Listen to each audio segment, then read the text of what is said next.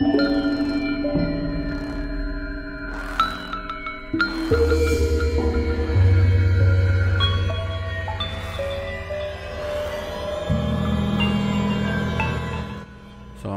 dan selamat malam. Okey, seperti yang kita ketahui bahawa channel ini akan mula bersiaran dengan satu lagi rancangan baru, iaitu yang berjudul Seram dan Misteri. Okey, apa yang akan diutarakan dalam rancangan ini adalah cerita-cerita, pengalaman-pengalaman dan juga kejadian-kejadian ataupun apa saja yang agak seram, misteri yang pernah berlaku. Bukan saja pada admin-admin ataupun pembaca-pembaca siaran ini, malah mereka-mereka yang di luar sana yang sudi berkongsi cerita, pengalaman kepada kami. Untuk pengetahuan, rancangan ini akan bersiaran mengikut beberapa episod yang akan disampaikan oleh beberapa orang penyampai, mengikut cerita-cerita yang mereka akan bacakan. Jadi untuk pengetahuan semua bahawa ada cerita yang dikongsikan berdasarkan pengalaman sendiri. Ada juga cerita yang dikongsikan berdasarkan apa yang diceritakan oleh orang lain, ataupun cerita yang dikongsikan kepada kami melalui email.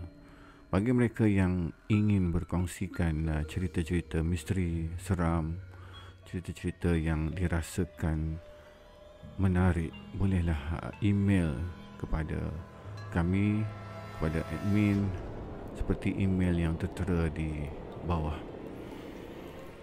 InsyaAllah email-email yang dihantar akan dibaca mengikut cerita-cerita pengalaman saudara-saudara. Jadi untuk episod pertama pada malam ini, episod kali ini akan dibicarakan oleh rakan saya. Kita teruskan untuk seram dan misteri.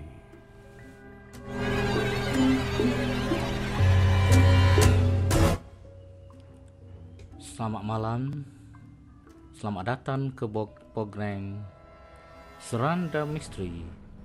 Di sini saya ingin menceritakan kisah seram yang pernah terjadi kepada diri saya. Kisah ini terjadi semasa saya menyambung pelajaran ke salah satu universiti awam di Kuala Lumpur. Kami beralih dengan sebuah van vanek seramai 7 orang setiap kali ada perjumpaan di sana.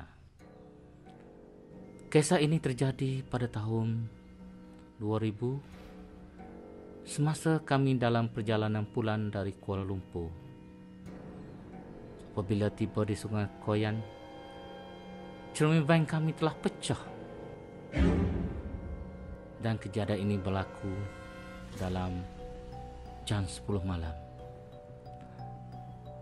Kami terpaksa meneruskan perjalanan pulang walaupun dalam keadaan tiada cermin. Di satu kawasan di sempadan daerah Kuala Kerai dan Gua Musang, waktu itu hujan ringan. Semasa aku memandu van, terasa kakiku berat menekan minyak van. Entah mengapa aku tengok agak-agak dalam 40 km sejam. Aku pun bertanya kepada kawan di sebelahku, bagaimana kita ni? Van kita terlalu perlahan ni. Kawanku menjawab, teruskan perjalanan. Semasa itu juga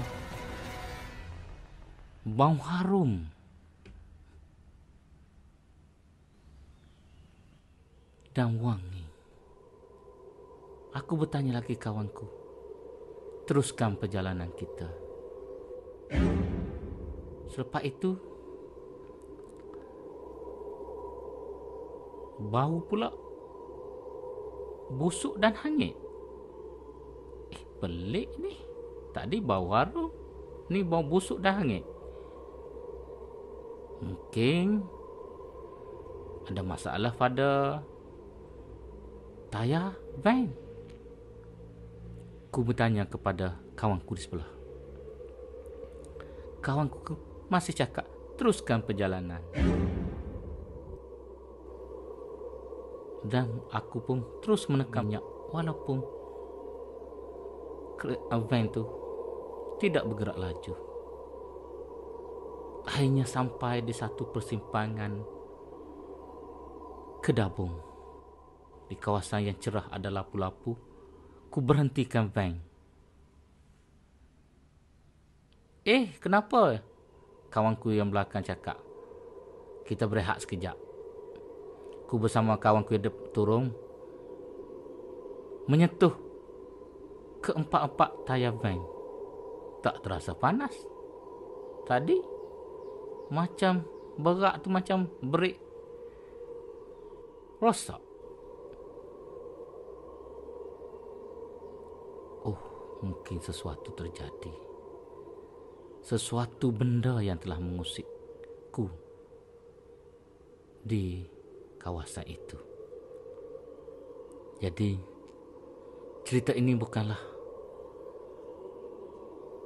untuk anda percaya atau tidak, tapi itulah pengalaman yang terjadi kepadaku bersama kawan-kawanku semasa sambung belajar.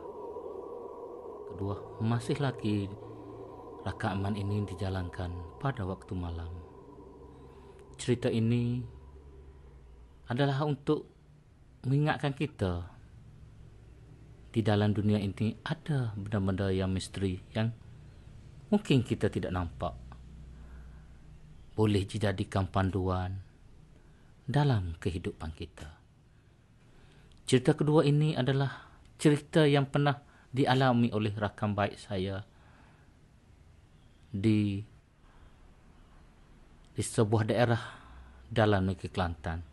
Tak perlu saya sebut nama daerah itu. Kawan saya ni, kalau pernah tidur bersama dengan dia, kalau kita selimut dengan kain putih pun menakutkan dia. Jadi ceritanya begini. Kawan saya ni adalah peminat menjala ikan. Mereka bertiga menaiki 3 buah motor masing-masing. Apabila tiba di kawasan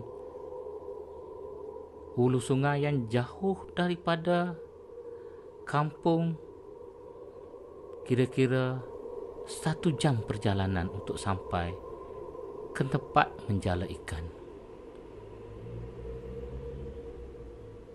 Sedang mereka makan selepas solat maghrib, mereka akan memulakan menjala ikan pada waktu malam.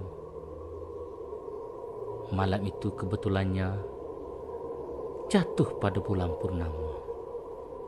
Sedang berehat, tiba-tiba kawannya mengadu sakit perut. Aduh, perut aku sakit. Tolong. Yang 2 orang lagi tu, Tolong picit kaki. Biasanya yang sakit perut ni, kita gosok-gosok kaki, boleh reda. Tiba-tiba senyap. Dan apabila menyentuh denyut nadinya, tiada. Allahu Akbar. Inna lillahi wa inna ilaihi raji'un. Sahabat baik kawanku telah meninggal dunia. Jadi tinggallah mereka 2 yang masih hidup. Malam, walaupun agak muda, tapi suasana hutan dengan cekrik, dengan suara burung ke binatang-binatang hutan adalah amat menyeramkan. Dan kelihatan pokok bergoyang-goyang. Mungkin ditiup angin kah? Mungkin ada sesuatu. Jadi, kawanku dengan kawan yang seorang lagi tu terpaksa membuat keputusan. Siapa yang akan jaga mayat?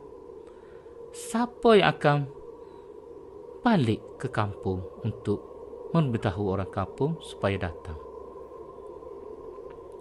Jadi, masing-masing tak boleh buat keputusan. Jadi, kawanku telah buat undian. Dia mengambil kayu 2, satu pendek, satu yang panjang. Jadi buat undian. Siapa yang panjang kena balik, siapa yang pendek kena tunggu mayat. Jadi, kawanku tu tercabut yang pendek. Maka, dia terpaksa menunggu mayat. Yang seorang lagi naik motor balik ke kampung. Perjalanannya 1 jam. Pergi dan balik sini 1 jam. Lebihkan 2 jam. Agak-agak 2 jam setengah lah nak bagi tahu orang kampung, nak ajak semua orang kampung pergi ke tempat mereka menjala. Semasa kawanku duduk berseorangan bertemankan mayat kawan yang telah meninggal dunia, bunyi agak menyeramkan. Pokok-pokok seolah-olah bergoncang. Angin menderu-deru. Perasaanku ataupun benda terjadi, benda-benda halus yang misteri yang berada dalam hutan. Agak lamalah kawanku habis ayat yang ingat dah. Baca semua ayat untuk menghalau benda-benda yang misteri. Itulah, dalam keadaan begitu, agak lama, lebih kurang 2 jam setengah, orang-orang kampung pun datang. Bayangkanlah, semasa di situ, kalau terjadi pada kita, apa pun terjadi, kita terpaksa menghadapinya. Itulah satu cerita misteri yang pernah diceritakan oleh kawan baik saya kepada saya. Mungkin ianya menjadi pedoman dikala kita nak masuk ke dalam hutan. Jangan bertiga, mungkin berlima kot. Jika sesuatu terjadi pada kawan kita, ada lagi yang bersama kita. Masih lagi berada di studio. Masih lagi waktu malam. Cerita ini pernah terjadi kepada saya semasa mula-mula saya posting sebagai guru di sebuah sekolah di pedalaman negeri Kelantan.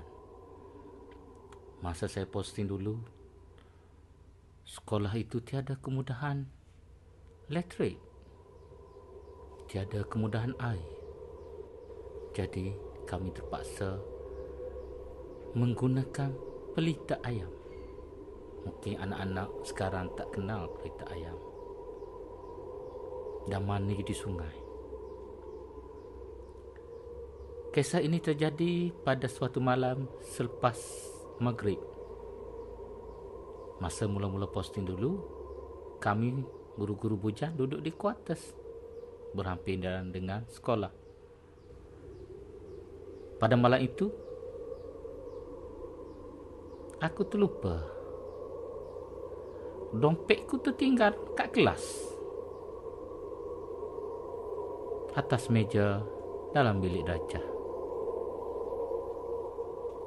Selepas sembahyang maghrib, dekat-dekat nak masuk waktu isya, aku pun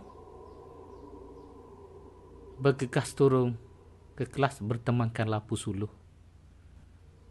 Dalam keadaan gelap gulita dan suasana yang dikelilingi oleh bukit bukau sekolah itu.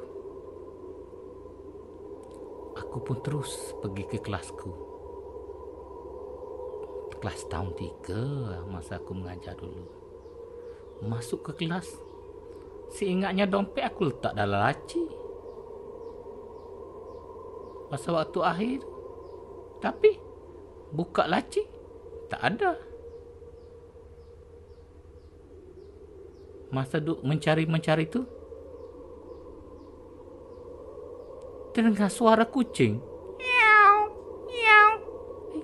Kenapa pula kucing? Biasanya tiada kucing kawasan ni. Tiada orang pelihara kucing. Kebetulan pula sekolah ni agak jauh sikit dari perkampungan. Aku pun cuba menyuluh ke arah suara tersebut. Suara kucing tersebut. Tapi tak ada apa-apa. Kucing pun tak ada. Bayang kucing tersebut pun tak ada. Ku rasa, berdiri bulu rama. Agak seram juga. Aku pun perlahan-lahan bergerak keluar kelas, terus berlari ke arah kuartus. Mungkin kalau waktu itu, kalau Bis atau Ben Johnson pun kalah denganku. Lari dengan kain sarung. Sampai rumah kamu kata, kenapa ni? Aku ceritakan bahawa aku dengar suara kucing dalam kelas. Ku menyuluh ke arah itu, tapi tak ada. Semua gelak kepada aku. Alah, kena usik sikit pun dah takut. Tapi ingatlah, kalau waktu malam memang takut, menyeramkan. Itulah cerita yang ketiga dari saya yang pernah terjadi semasa saya mula-mula menjadi guru. Nostalgia kehidupan kita. Sekian dari saya. Semoga cerita ini menjadi pedoman kepada rakan-rakan semua. Sekian, terima kasih.